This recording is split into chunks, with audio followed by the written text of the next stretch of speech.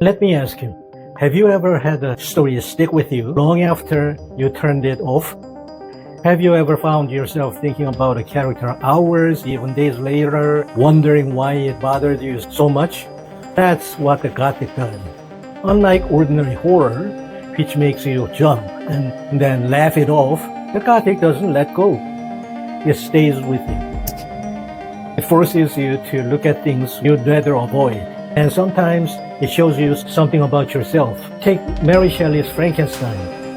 The creature she created wasn't just a monster. He was lonely. He was abandoned.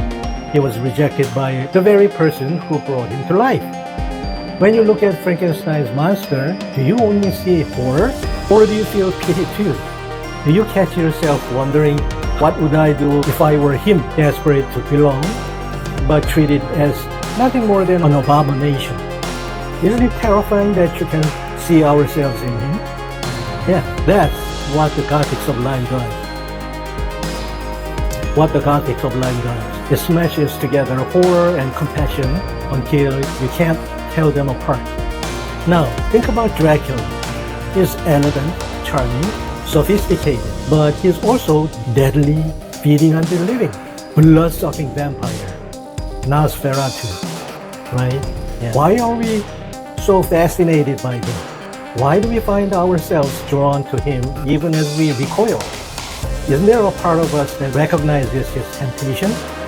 Haven't we all been lured by something we knew was dangerous but couldn't resist? And that's why Dracula endures. He's a mirror reflecting our hidden cravings. And then there is Edgar Allan Poe. He didn't need castles or caves. He turned the human mind into a haunted house. In The Telltale Heart, we hear the heartbeat that won't stop. Is it real? Or is it just guilt pounding louder and louder until sanity cracks? How many of us know what that feels like? To be haunted by regret, by a mistake we can't escape. Poe reminds us, sometimes the darkest ghosts are the ones inside us. And then there are Black Cats, Red Death, and so many others. Long time ago, philosophers like Immanuel Kant and Edmund Burke tried to capture this feeling. They called it the sublime. It's what happens when reason collapses and we come face to face with something so vast, so terrifying, so overwhelming that we can't contain it with words. It's the lightning bolt across the black sky, the roar of the ocean in a storm, the silence of a ruined cathedral echoing in the night. But the Gothic Sublime goes further. It doesn't just show us nature's power, it shows us the collapse of our own certainty. It takes away a little voice inside us, the ego that loves to judge and categorize everything, safe or unsafe, good and evil, beautiful or ugly, and so on. The Gothic Sublime tears those categories apart. It shakes us and whispers, what if the truth is bigger than we can handle? Think about it. When was the last time a story left you unsettled, but also strangely alive? Have you ever walked away from a film and thought, I can't explain what I just explained, but I know it mattered?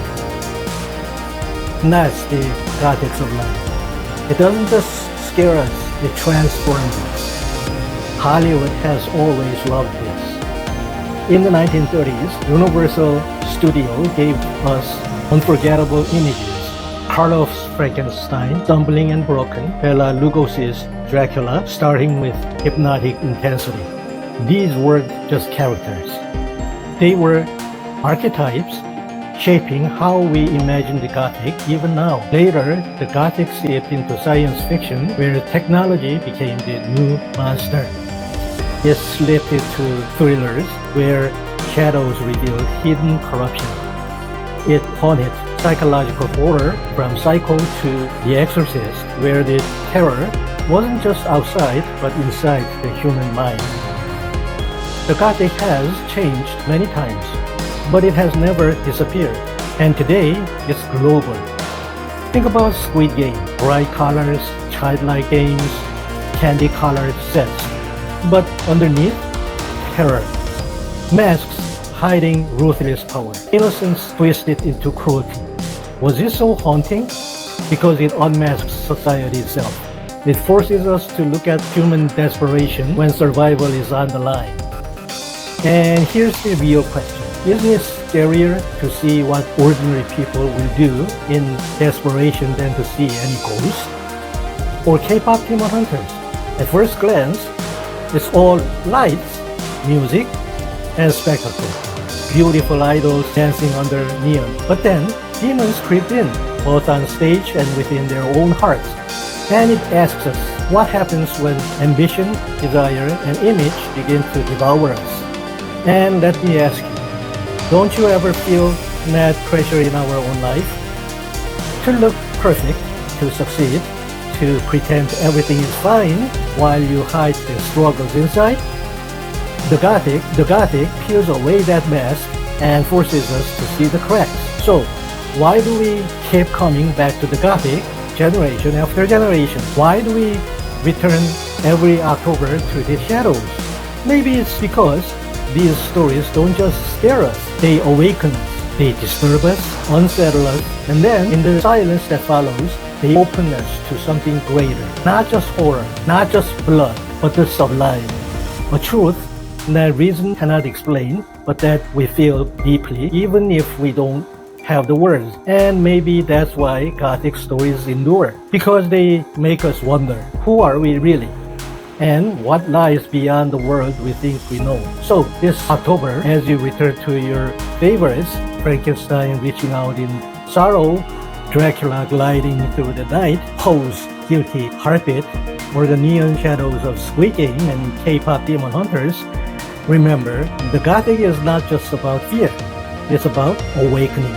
It's about stepping through the darkness to glimpse a light beyond. And speaking of classics, next time I want to take you deeper into one of the greatest Gothic films of all time, Frankenstein. We'll ask, why does this novel still matter today? What does it teach us about ambition, rejection, and the very meaning of being human? I promise you, it's going to be unforgettable. If you felt even the smallest spark of insight tonight, hit subscribe and come along. We're going deeper into film together. Stay tuned, and this October, let the Gothic lead you, not just into the shadows, but beyond them.